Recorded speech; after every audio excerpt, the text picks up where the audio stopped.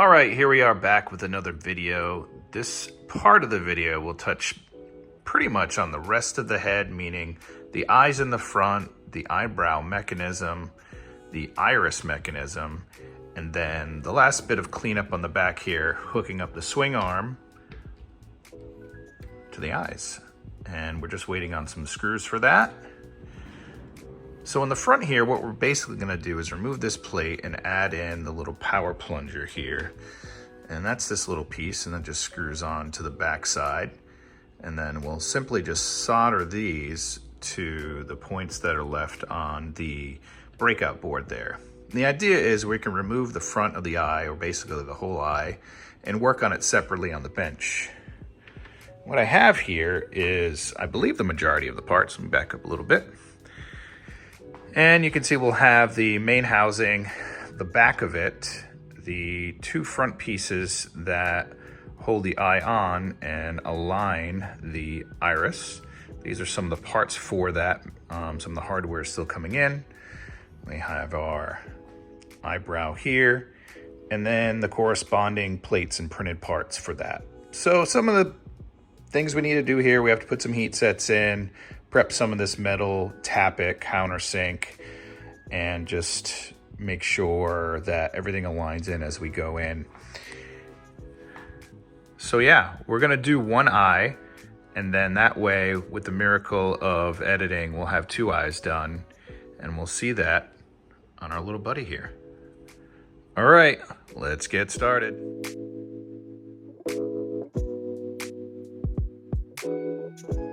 Here we have the back of Wally's eye. I have it pre-wired, so when it's placed on the chassis, it'll transfer power and data to the two servos that are in the eye, the eyebrow and the iris. I do have a hole here in case more wires need to come in the future, but this will allow us to work on the eye independently of the machine, and we have two channels wired in at the moment. I think the next step with this is I'm going to set up the eyebrow mech and just test that mechanic before gluing this onto the back of the main eye housing. All right, let's see how that goes. So here I got the eyebrow mechanism assembled and ready for testing. You can see I have the servo and all of its linkage arms in place. And I have it hooked up to a receiver, battery, and a transmitter so I can test the range. We'll go ahead and run it through its motions here.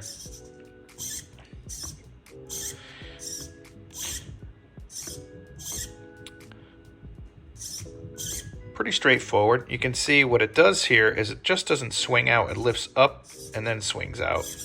So it makes it clear of the body at the base, specifically around this side, and it looks more natural going up and out.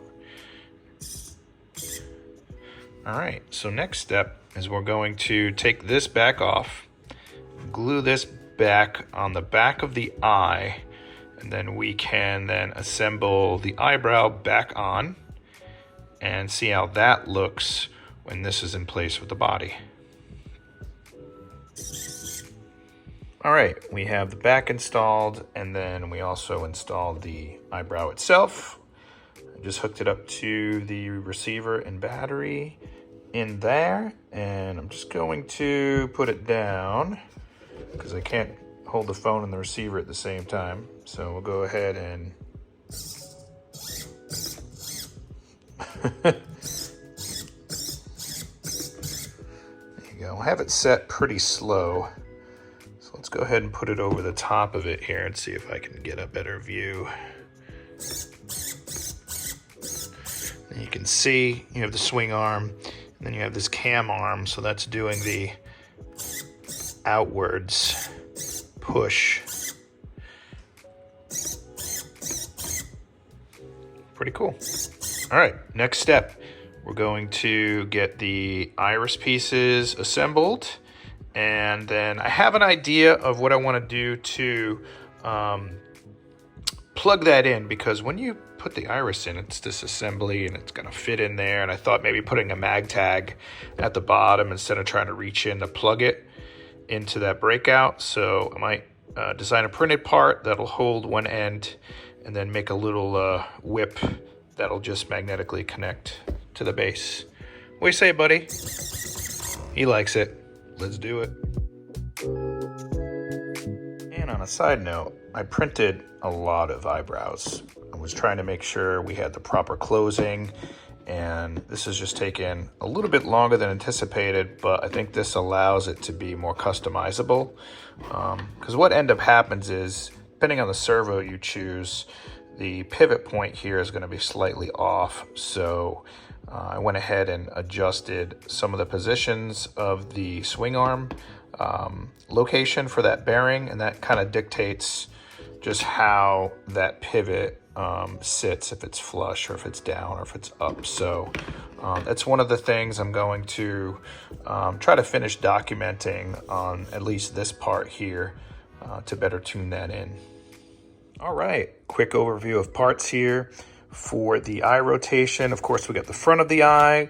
We got our alignment guide that then mounts to the backing piece, our Reef Raw 100 Mini Servo, our servo horn.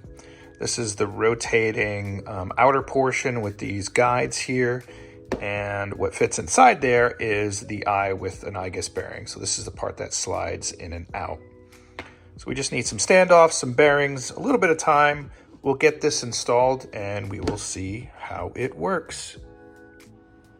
Okay, we got the assembly together, so let's go ahead and test it out. We have it hooked up to our receiver and battery, and we'll rotate the eye in and out. Everything's running pretty smoothly. That eye guess bearing makes a huge difference.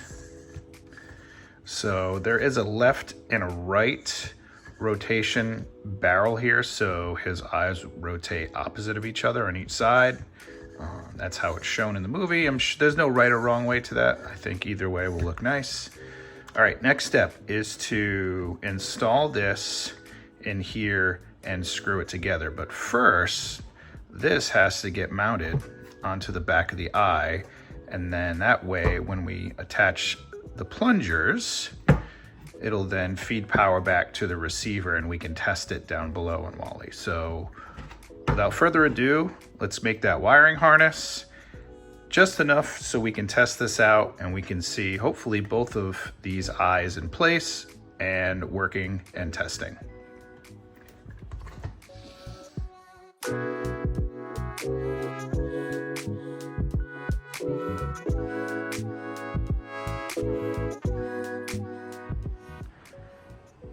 So here he is. He's got his eyes installed, and those simply mounted to the back chassis through the inside of the eye. There's like 4 or 5 screws, and then this bezel goes over the front cover and screws attached.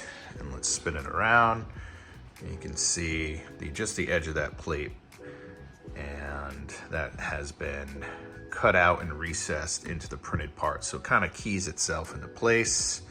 All right, I started doing the wiring harness here, and you can see I have one of the pieces in place because I've been working on getting these covers to fit well, getting this wire pathway correct so it doesn't pinch or get in any troublesome spots. So I have 2 lines. I have one for data and one for power, so that way I can control the voltage easier. And then the pathway for the wire, and one of my versions came through the middle, but now it just comes through the side and then just gets routed there. Right now I have a couple of aviation barrel style connectors, one for power and one for data. All right, let's get into some bonus stuff. Let's talk neck covers. All right, so if you're familiar with how Wally looks, you'll have a couple different covers for his neck. These 2 are the upper ones that bolt together. You'll have your center joint here. This is the cover for one side, and this is the cover and locking piece for the other. This gets bolted on. You also have a bolt on the bottom here that aligns the bottom of this barrel. And this is the one that caps on the top. It pilots in with these magnets so that way it doesn't move around. And at the base you have these covers. And then under that, you have this center channel that wraps around the pivot arm, and also constrains the wiring. And I'll go ahead and put these on one by one and get some photos, and we'll see how those look.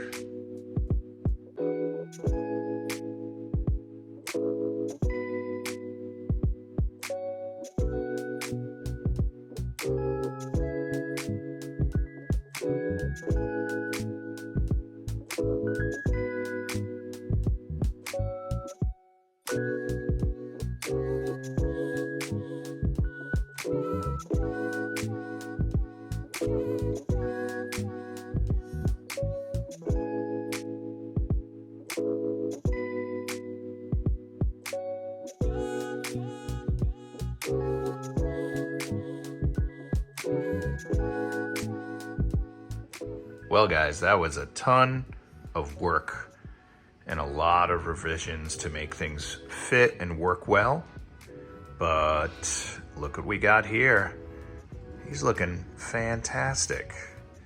So we have our eyes on the front. We have our laser in place. I forgot to talk about that. We got our laser. A couple of bits and bops to put in there. We have to make our rear head details. That's gonna be part of the next video, just as an overview to show how those worked. And then we have the covers here for our neck. They came out really nice. And then you can see all the mounting for that in place.